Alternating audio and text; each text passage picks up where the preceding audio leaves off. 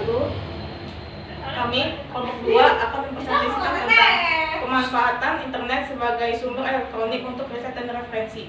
Di sini saya Juliari Vanita sebagai moderator dan anggota saya. Saya Mariati sebagai narasumber. Saya Sri Wahyuni sebagai narasumber.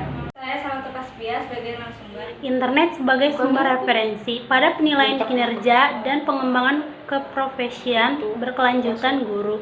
Guru dituntut untuk dapat membuat karya tulis ilmiah, baik berupa PTK, artikel maupun buku. Dalam pembuatannya, salah satu komponen penting di dalam penyusunan karya ilmiah adalah mencari referensi. Saat ini buku bukan lagi menjadi sumber pencari referensi. Internet telah menyediakan banyak sekali informasi daripada buku yang ada di pasaran. Namun, jurnal informasi yang demikian besar ini tidak menjamin akan kebenaran dan akurasinya. Nah, bila internet sebagai salah satu sumber referensi kita harus cantumkan sumbernya atau referensinya ke dalam daftar pustaka. Caranya itu seperti ini. Yang pertama, cantumkan nama penulis artikel secara terbalik. Lalu tahun terbit artikel, judul artikel, alamat atau laman artikel tersebut, dan waktu aksesnya. Contohnya itu seperti ini. Pemanfaatan jurnal elektronik. Pemanfaatan jurnal elektronik yang tersedia merupakan suatu proses aktivitas yang dilakukan pemustaka untuk memenuhi kebutuhannya. Informasi yang terdapat dalam jurnal cukup berperan dalam bidang kajian ilmu pengetahuan yang selalu membutuhkan data yang mutakhir dan akurat. Jurnal elektronik yang dilanggan oleh perpustakaan dimanfaatkan oleh pemustaka untuk memperoleh informasi yang dibutuhkannya untuk kajian ilmiah, tesis, dan tugas-tugas yang membutuhkan suatu data yang akurat. Cara mencantumkan referensi dari jurnal elektronik ke dalam daftar pustaka yaitu seperti ini. Pertama, cantumkan nama pengarangnya. Biasanya ditulis secara terbalik. Biasanya nama pengarang terletak di bawah judul artikel. Lalu tahun terbit jurnal. Letaknya itu biasanya ada di pojok kiri atas atau pojok kiri bawah artikel. Lalu judul artikelnya. Seperti ini. Lalu cantumkan judul jurnalnya. Letaknya itu biasanya di sini. Yang terakhir, cantumkan nomor, halaman, dan volumenya. Biasanya letaknya berdampingan dengan judul jurnal.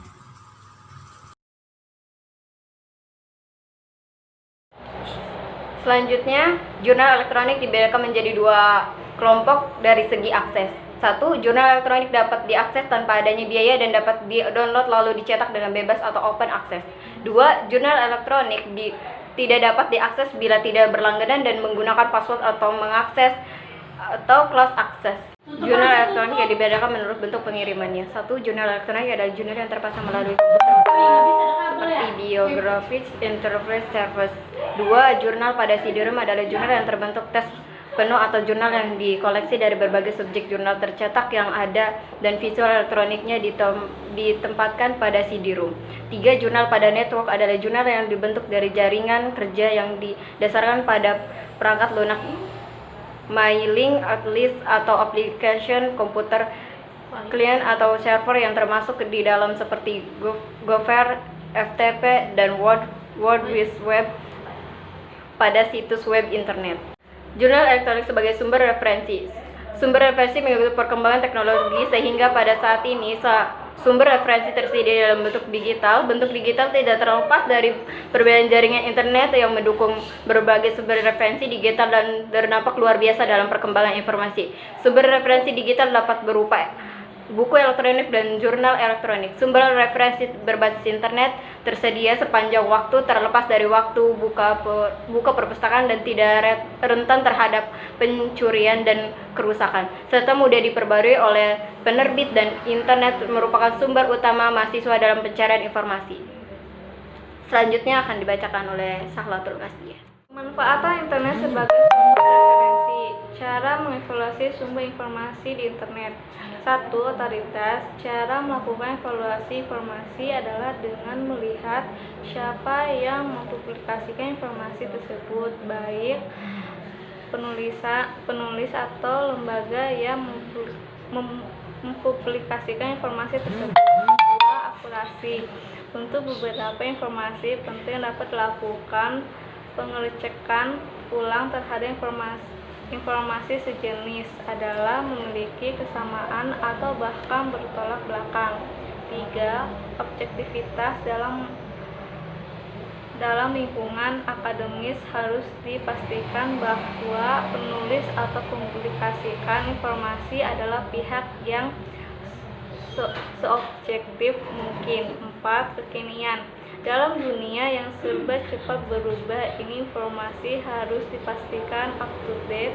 Perlu diperhatikan juga waktu dari kejadiannya. Menggunakan Google Scholar merupakan salah satu layanan dalam Google yang sangat bermanfaat dalam menyediakan literatur ilmiah dari berbagai disiplin ilmu. Literatur ilmiah sifatnya lebih dapat dipertanggungjawabkan jika digunakan untuk referensi penulisan karya tulis ilmiah dibandingkan artikel-artikel lain yang umumnya belum direvisi. Google Scholar dapat dibuka di laman http://scholar.google.com. Cara mencari artikel melalui Google Scholar antara lain adalah dengan menuliskan kata kunci, membatasi tahun terbitan artikel, mengatur pengurutan naskah berdasarkan tanggal maupun berdasarkan referensinya dengan kata kunci yang dimasukkan. Selanjutnya, memanfaatkan fasilitas sitasi. Setelah kita menemukan naskah yang kita perlukan, kita dapat menggunakan naskah tersebut sebagai bahan referensi karya tulis ilmiah kita. Secara etika, dalam penulisan karya ilmiah, bila kita menggunakan buah pikiran orang lain, kita diwajibkan mencantumkan referensi kita dalam naskah yang kita buat. Untuk menggunakan referensi naskah yang kita ambil dari Google Scholar, terdapat fasilitas yang sangat membantu, yaitu baris terakhir setiap hasil pencarian kita. Cara menggunakan Google Scholar atau Google Cendekia yaitu seperti ini. Pertama, kunjungi Google, lalu cari Google Scholar, atau kalian bisa kunjungi langsung situs webnya di www.scholar.google.com. Lalu kita ketik, misalkan saya memasukkan kata kunci komputer. Nah, di sini banyak tersedia jurnal-jurnal atau artikel-artikel online seperti ini. Yang tulisan hijau ini adalah nama pengarang dari jurnal tersebut. Ini kita bisa cantumkan di daftar pustaka. Jadi, kesimpulannya adalah dalam pembuatan suatu riset atau karya ilmiah, salah satu referensi yang paling banyak digunakan dan lebih mudah yaitu melalui internet dan jurnal elektronik yang juga berasal dari laman internet. Ada beberapa hal yang harus kita perhatikan apabila kita ingin mengambil referensi dari internet. Salah satunya ialah internet tidak boleh menjadi sumber utama dalam pencarian karya tulis ilmiah, tetapi internet boleh dijadikan sumber inspirasi ide dalam menulis karya ilmiah.